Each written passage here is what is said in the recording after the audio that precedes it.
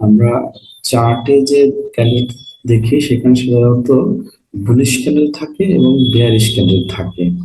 Bullish candle হচ্ছে price উপরে নির্দেশ করে, আর বেয়ারিশ ক্যান্ডেল হচ্ছে প্রাইস নিচে নির্দেশ করে। এখানে কালার আপনার ইচ্ছা মতো আপনি সাজাতে পারবেন। একটা ম্যাটার হলো, বুলিশ ক্যান্ডেল ওপেন হয় নিচে থেকে, এই যে আমি ইন্ডিকেট করে দিচ্ছি, এবং ক্লোজ হয় উপরে, হাই এখানে, লো এখানে। আর বেয়ারিশ ক্যান্ডেল ওপেনটা হবে উপরে, ক্লোজটা হবে নিচে, হাই তো উপরেই থাকবে, লোটা নিচেই থাকবে। ঠিক আছে, বুলিশ ক্যান্ডেলের বৈশিষ্ট্য এই চারটি, বেয়ারিশ ক্যান্ডেলের বৈশিষ্ট্য এই চারটি। এখন আমরা ক্যান্ডেলস্টিক প্যাটার্নে চলে যাব। আজকে আমরা ক্যান্ডেলস্টিক প্যাটার্নের সিঙ্গেল ক্যান্ডেলস্টিক প্যাটার্ন নিয়ে আলোচনা করছি। সেখানে প্রথমে দেখবো হচ্ছে হ্যামার এবং hanging man, inverted hammer, shooting star. Inverted হ্যামারের বৈশিষ্ট্য আর শুটিং স্টারের বৈশিষ্ট্য আগের ক্যান্ডেলস্টিক প্যাটার্নের মতোই। এখানেও মূল বডির যে আছে সেই বডির দ্বিগুণ মিনিমাম শ্যাডো হতে হবে, তবে এই শ্যাডোটা উপরে হতে হবে, তাহলে আমরা সেটাকে ইনভার্টেড হ্যামার বলতে পারবো বা শুটিং স্টার বলতে পারবো। মানে হচ্ছে আগে যেটা দেখেছি সেখানে হলো আপনার আহ হ্যামার এবং হ্যাঙ্গম্যানে শ্যাডো ছিল না। হ্যামার ক্যারিয়ার প্রধান বৈশিষ্ট্য হতে হবে এই যে বডিটা দেখতেছেন, বডির চেয়ে মিনিমাম দ্বিগুণ শ্যাডো হতে হবে। যদি দ্বিগুণের বেশি হয় তাহলে তো আরো ভালো। আর হ্যাঙ্গম্যানও সেম, বডির চাইতে শ্যাডো হতে হবে দ্বিগুণ। এখানে মূল বিষয়টা হলো যে চার্টের নিচে যদি হয়, নিচের দিকে হলে সেটাকে আমরা হ্যামার ধরবো, এবং এটা normally bullish candlestick pattern. Hammer হলে সেটা বুলিশ ক্যান্ডেলস্টিক প্যাটার্ন, চার্টের নিচে হলে আমরা সেটাকে হ্যামার বলবো, এবং চার্টের উপরে হলে সেটাকে হ্যাঙ্গিং ম্যান বলবো। এটাই মূল বিষয়, যে চার্টের উপরে এবং নিচে। কারণ আপনার যখন আমরা বুলিশ প্যাটার্ন দেখব সব ক্ষেত্রেই চার্টের নিচেই হতে হবে, আর বেয়ারিশটা দেখলে আমরা চার্টের উপরে দেখব, যে আপনার নিচের দিকে যাচ্ছে, এরপরে হচ্ছে একটা জায়গায় যে হ্যামার ক্যান্ডেল হলে নর্মালি ধরে নেওয়া হয় যে ট্রেন রিভার্সাল হতে পারে, আপে যাবে, তখন সেজন্য এটাকে আমরা বুলিশ প্যাটার্ন বলি। আর হ্যাঙ্গিং ম্যান হচ্ছে উপর থেকে যাচ্ছে, যখন উপর দিকে যাচ্ছে তখন নিচের দিকে আসতে পারে, এই ক্ষেত্রে হচ্ছে আমরা সেটাকে হ্যাঙ্গিং ম্যান বলবো। নেক্সট হচ্ছে আর ইনভার্টেড হ্যামার, শুটিং স্টার। এখানে হচ্ছে সেটা উপরে, কিন্তু বৈশিষ্ট্য মূলত একই, যে বডির চাইতে আপনার শ্যাডো হবে দ্বিগুণ মিনিমাম, বেশি হতে পারে কিন্তু শর্ত হচ্ছে মিনিমাম দ্বিগুণ হতে হবে, তাহলে আমরা সেটাকে ইনভার্টেড হ্যামার এবং শুটিং স্টার বলবো।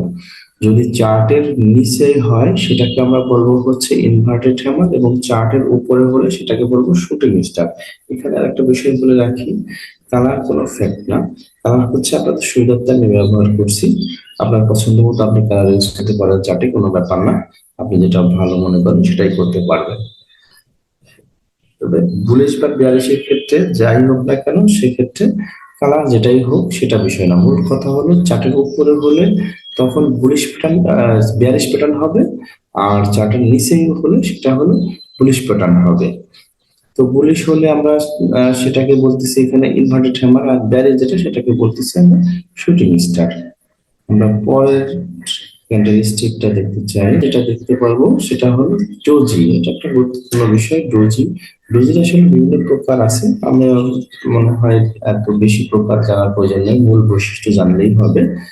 ডোজির মূল বৈশিষ্ট্য হলো আপনার এখানে বডি থাকবে না, মানে ওপেনিং ক্লোজিং সেম হবে, একটা টার্ম থাকতে পারে উপরে নিচে যেখানেই থাকুক না কেন, মূলত ওপেনিং ক্লোজিং একই হবে, বা একটু মিল হতে পারে, বা ওপেনিং ক্লোজিং সমান ব্যবধান হতে পারে। তবে মূলত ডোজিতে ওপেনিং ক্লোজিং কাছাকাছি থাকে আর কি।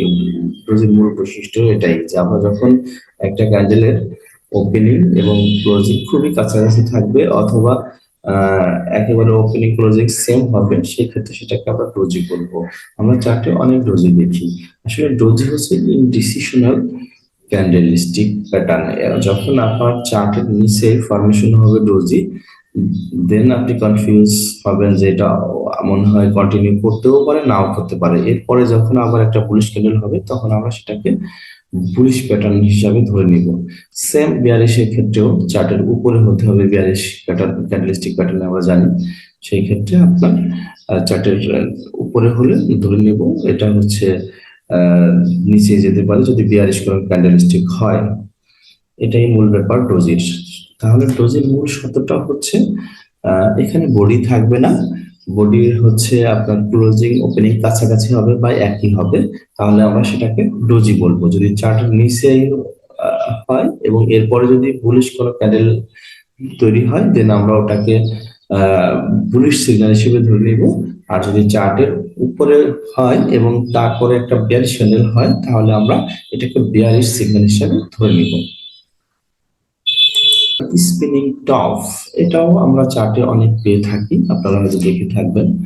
স্পিনিং টপ হচ্ছে আপনার মূল বডি যেটা হবে সেটা ক্যান্ডেলের মাঝে হবে। স্পিনিং টপের মূল বৈশিষ্ট্য যেটা সেটা হলো যে বডিটা মাঝে হবে, দুই পাশে শ্যাডো হবে। কিন্তু এখানে সত্য হলো এই যে যে বডি দেখছেন এই বডির দ্বিগুণ মিনিমাম শ্যাডো উপরে হতে হবে নিচে হতে হবে, তাহলে আমরা সেটাকে স্পিনিং টপ বলতে পারি।